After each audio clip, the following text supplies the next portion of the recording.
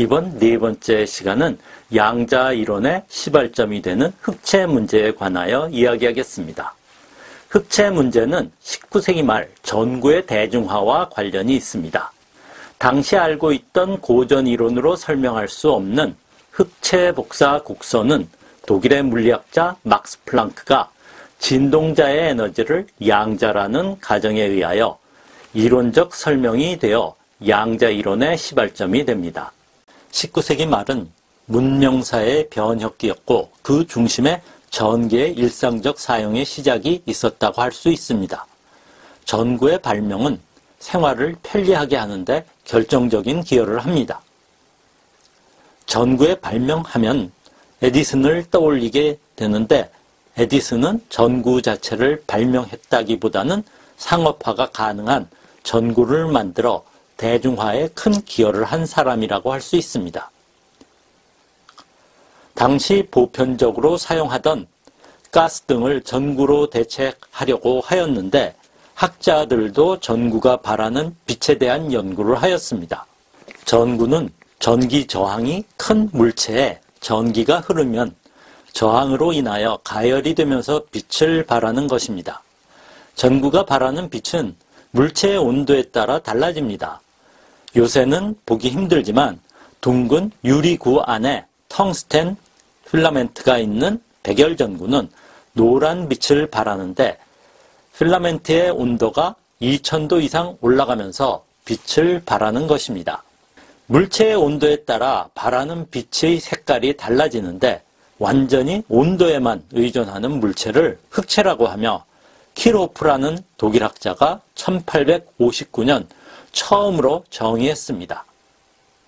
흑체는 모든 파장의 빛을 흡수할 수 있는 물체로 검정색을 띠고 있기 때문에 흑체라고 하는데 흑체는 또한 모든 파장의 빛을 발할 수도 있고 그 발하는 빛이 온도에만 의존하여 달라집니다.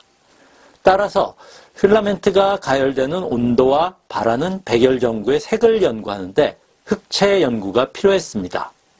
흑체는 실제로 존재하지 않는 가상적인 물체이지만 당시 유사한 물체를 만들어 온도에 따라 발생하는 빛의 파장 곡선을 실험으로 얻었습니다. 이것을 흑체 복사 곡선이라고 합니다. 지금도 매우 높은 온도의 물체의 온도를 추정하는데 흑체 복사 곡선을 사용하는데 예를 들어 멀리 떨어진 별의 온도를 추정할 때도 사용됩니다. 빛은 지난 편에서 언급한 바와 같이 전자기파입니다. 따라서 파동의 성질로서 전기장과 자기장의 세기가 진동을 하면서 전파가 됩니다. 진동하는 횟수에 따라 다른 종류의 빛이 되는데 우리가 볼 수 있는 빛을 가시광선이라고 합니다. 진동수는 헤르츠라는 단위로 나타내는데 1초에 진동하는 횟수를 말합니다. 그리고 빛의 속도는 진동수의 파장을 곱한 값이 되는데 따라서 일정하기 때문에 파장으로도 빛의 종류를 표시합니다. 가시광선은 4 곱하기 10의 14승 헤르츠에서 8 곱하기 10의 14승 사이에 진동을 하는 전자기파로서 1초에 굉장히 빨리 진동을 하는 셈입니다. 진동수가 적으면 붉은색을 그리고 무지개색으로 빨주, 노초, 파남보로 색이 바뀌면서 진동수가 증가합니다. 파장으로 나타내면 8 곱하기 10의 마이너스 5승에서 4 곱하기 10의 마이너스 5승 미터 사이가 되며 줄어들게 됩니다. 붉은색보다 진동수가 적은 부분은 적외선이라고 부르며 눈에 보이지는 않지만 따뜻함을 느끼는 열을 나타내는 빛이고 보라색보다 진동수가 큰 부분은 자외선이라 부르고 생명체에 해로운 에너지가 큰 빛입니다. 적외선보다 진동수가 낮은 부분의 전자기파는 마이크로파, 라디오파가 있고 자외선보다 진동수가 큰 빛은 X선, 감마선이 있습니다. 일정한 온도의 흑체로부터 발하는 복사 곡선은 진동수가 낮은 전자기파는 적게 나오고 진동수가 증가하면 나오는 전자기파의 세기가 증가를 하다가 정점에 이르고 진동수가 더 증가하면 세기가 감소하는 모양을 보입니다. 이렇게 빛의 진동수에 따라 세기의 변화를 나타내는 그래프를 스펙트럼 곡선이라고 합니다. 그리고 우리 눈에는 정점 근처의 색이 보이게 됩니다. 실험적으로 얻은 흑체 복사의 스펙트럼 곡선의 형태는 당시 이론으로는 설명이 안 되는 현상이었습니다. 전편에서 언급한 켈빈경의 19세기의 열과 빛의 동력학 이론에 드리워진 구름이라는 제목의 강연에서 열 이론의 구름이 흑체 문제입니다. 흑체의 이론적 연구를 위하여 공동 물체를 모형으로 가정할 수 있는데 작은 구멍을 가진 내부가 비어있는 물체로서 내부 벽은 모든 빛을 완전하게 반사하는 거울로 되어 있습니다. 따라서 모든 진동수의 전자기파는 구멍을 통하여 흡수되기도 하고 방출할 수도 있고 공동에 존재하는 빛은 내부 거울에 의하여 에너지를 잃지 않고 계속 안에 지속적으로 반사하며 머무르게 됩니다. 당시 전자의 존재가 발견되기 이전이었지만 전기와 자기의 성질과 빛의 전자기파 이론은 확립된 상태였고 물체에서 빛이 나오는 이유는 물체 내에 있는 전하가 진동을 한다고 가정하였었습니다. 지난 편에서 잠깐 말씀드린 열역학으로부터 어떤 온도에서 진동하는 것의 평균 에너지를 이론적으로 추정할 수 있습니다. 따라서 일정한 온도에서 발하는 모든 전자기파의 세기를 나타내는 흑체 복사 곡선을 이론적으로 구할 수 있습니다. 영국의 물리학자 레일리 경에 의하여 제안된 이론적 곡선은 고전 이론으로 추정한 흑체 복사 곡선은 실험에서 얻어진 곡선과 큰 차이를 보였습니다.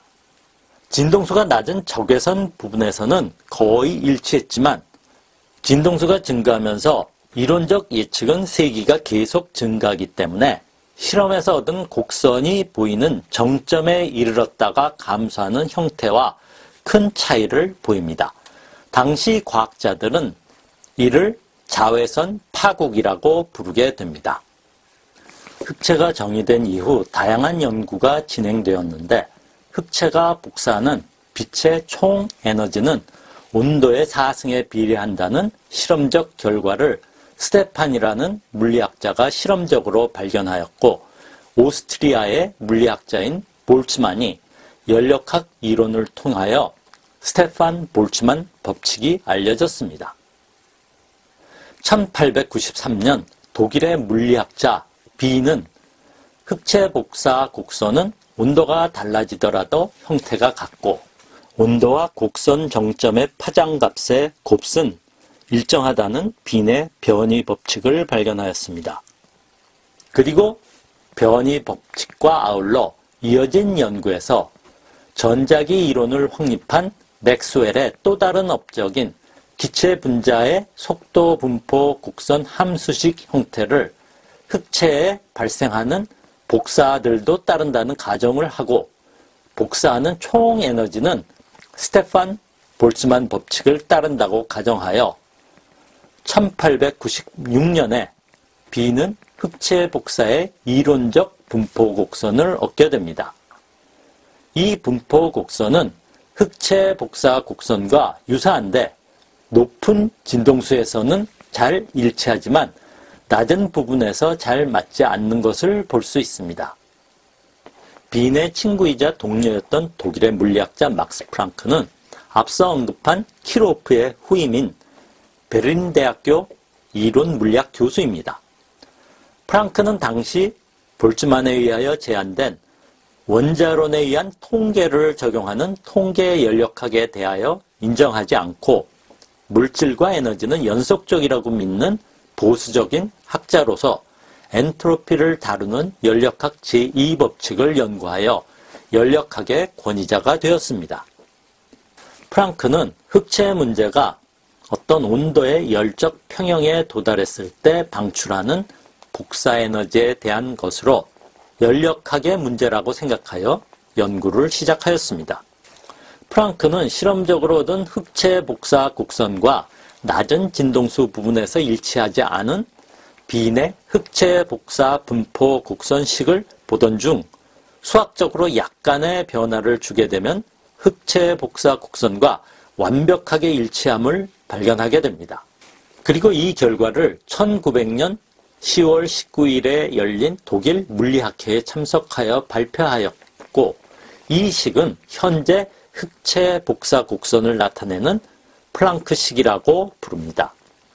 그리고 이 식이 곡선을 완벽하게 재현한다고 생각할 수 있는 것은 진동수가 높은 경우는 빈의 이론 곡선을, 진동수가 낮은 상태에서 자외선 파국을 나타내는 식을 얻을 수 있기 때문입니다. 그리고 이 식에서 지금 우주를 이루는 기본 상수라고 하는 H의 플랑크 상수를 포함하고 있습니다. 그런데 이 식은 실험 결과를 완벽하게 나타내는 식이지만 단지 수학적으로 조작한 것에 불과하였고, 그렇게 나오는 이론적 근거는 알지 못한 상태였기에 플랑크는 이 식을 설명하기 위한 연구를 계속합니다. 플랑크는 후에 이때를 회상하면서 일생에 통틀어 가장 열심히 연구했던 때라고 했는데, 이론적 근거를 제시하는 연구 결과를 불과 2달 후인 1900년 12월 14일 독일 물리학회 정기학술회의에서 발표합니다. 이 발표가 양자 이론의 시발점이 되는 에너지 양자의 개념을 처음 제안하여 양자 이론의 시작을 알리게 됩니다. 플랑크는 흑체 복사 문제를 공동 흑체 내에 전자기파 진동자가 있어 가능한 진동수의 전자기파를 복사한다고 생각하였고, 진동자의 전자기파인 빛을 흡수하고 방출하는 복사 곡선의 형태는 평형 상태에서 복사 에너지 평균 값을 찾는 것이라고 가정하였습니다.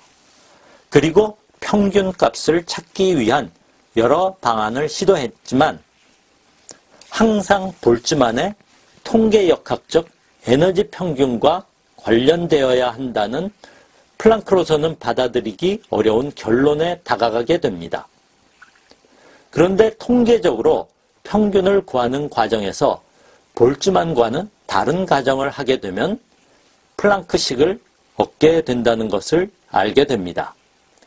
그 가정이 기본 양자 작용이라고 부르는 것으로 진동자의 에너지는 연속적으로 모든 값을 가지는 것이 아니라 진동수에 비례하는 일정한 진동 에너지가 존재하고 이 에너지의 정수배만을 가지게 된다는 것으로 현재 우리가 양자라는 것입니다. 그리고 이러한 상태에서 복사 에너지 평균값을 구하면 흑체 복사 곡선을 나타내는 플랑크식이 얻어지는 것입니다. 플랑크는 원자론을 반박하기 위하여 시작한 흑체 연구였지만 오히려 원자론을 강화하는 양자 이론의 시작이 되는 결과를 얻었다는 것은 아이러니라고 할 수 있습니다. 그리고 1918년 플랑크는 이 공로로 노벨 물리학상을 수상합니다. 그런데 당시 진동자의 에너지의 양자화라는 것은 받아들일 수 없는 개념이었습니다. 예를 들어 이해하기 쉬운 진동자로 천정에 매달린 진자라고 할 수 있습니다. 그런데 이 진자가 좌우로 진동을 하는데 진폭은 0에서 시작하여 연속적으로 증가할 수 있기 때문에 진동 에너지는 연속적으로 변화할 수 있습니다. 따라서 진동자의 에너지가 일정한 값의 정수배만 가능한 양자화되어 있다는 것을 받아들이기 힘듭니다. 이것도 양자 이론을 거시 세계에 적용하면 받아들이기 힘든 한 예가 될 수 있습니다. 당시 플랑크의 발표는 물리학계에 별 주목을 받지 못하고 넘어갑니다. 그리고 플랑크 역시 흑체 문제의 이론적 설명은 완벽하게 했지만 자신이 가정한 양자라는 개념에 대한 의미가 무엇인지에 대하여 깊이 인식하지 못한 것 같습니다. 과학사학자로서 과학혁명의 구조의 저자인 토마스 쿤이 과학의 발전 과정을 연구하면서 양자 이론이 확립되는 과정을 연구하였는데 플랑크는 양자 가정을 처음 제안하였지만 의미를 제대로 인식하지 못하였기 때문에 양자 이론의 시작은 양자 개념을 정확하게 인식하고 이론에 적용한 아인슈타인의 광전 효과 설명 이론부터이다 라는 주장을 하게 됩니다. 이번 편에서 본 바와 같이 과학의 이론은 한 천재 과학자의 순간적인 영감의 결과라기보다는 여러 학자들이 현상을 이해하기 위한 지속적인 노력의 산물임을 알 수 있습니다. 이번 네 번째 편의 설명을 요약하면 19세기 후반 대중화하기 시작한 전구에 대한 연구를 위하여 흑체 문제를 연구하는 과정에서 흑체 복사 곡선이 당시까지의 고전 이론으로는 설명이 안 되었는데 막스 플랑크는 양자 개념을 도입하여 흑체 복사 곡선을 이론적으로 완벽하게 설명하게 됩니다. 역사로 배우는 양자 이론 시리즈에서 가능하면 수학을 배제하고 설명하려고 하지만 과학 이론, 특히 물리 이론의 경우 수학적 설명이 이론의 이해를 돕는 데 상당히 기여를 합니다. 특히 흑체 문제 설명에 수학적 부분이 더해지면 이해를 명료하게 할 것으로 생각하기 때문에 수학적인 면을 포함하여 보조편을 추가할 예정입니다. 사용하는 수학은 대부분 대학교 이공계 학과의 1학년 과정에서 거의 교양 필수 과목으로 배우는 교양 수학 정도로 충분히 이해가 가능한 정도의 수학을 포함합니다. 그렇지만 보조편은 더 깊은 이해를 위한 보조적인 설명으로 보지 않으셔도 계속 다음 편을 이해하는 데 지장이 없습니다. 다음 5번째 편에서는 양자 개념을 완전히 이해하여 이론에 적용한 아인슈타인의 광전 효과 해석에 대하여 설명하겠습니다.